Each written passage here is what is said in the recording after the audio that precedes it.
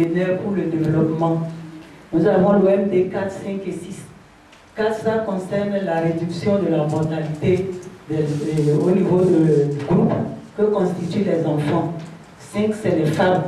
6, c'est la réduction de la mortalité, de la morbidité au niveau du paludisme, du VIH et de la tuberculose.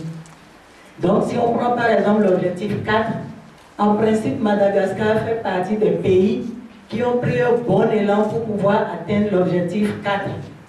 Et en principe, on était en bonne voie si ce n'est que la crise qui est survenue.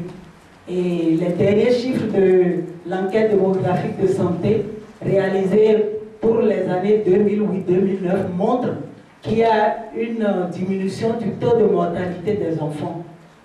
Mais en ce qui concerne l'objectif 5, qui touche les femmes, là il y a une aggravation de la situation de la femme malgache et le taux de mortalité de la femme pour 100 000 naissances vivantes, c'était 469. Actuellement, la dernière enquête a montré 498. C'est-à-dire qu'environ 500 femmes malgaches meurent pour 100 000 naissances vivantes. Ça fait environ 8 femmes qui meurent quotidiennement à Madagascar lors d'une pathologie liée à la grossesse ou liée à l'accouchement.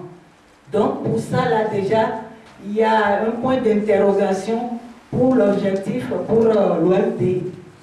Et en principe, dans les calculs, en 2015, si Madagascar devrait atteindre cet objectif 5, on devrait être à 122 décès maternels et pour 100 000 naissances vivantes. Donc vous voyez la différence entre 122 et actuellement 498. Donc nous sommes loin d'atteindre cet objectif 5. En ce qui concerne l'objectif 6, et pour le paludisme, Madagascar aussi est parmi les pays qui ont fait de grands bons en matière de progrès, de réduction de l'impact du paludisme et même de l'incidence du paludisme. Nous sommes même en voie d'élimination. Mais tout dernièrement, dans le sud, il y a eu une ressurgence du paludisme, où on a eu environ 20 enfants qui sont morts de paludisme. Alors que pendant au moins 2-3 ans, le taux a vraiment baissé.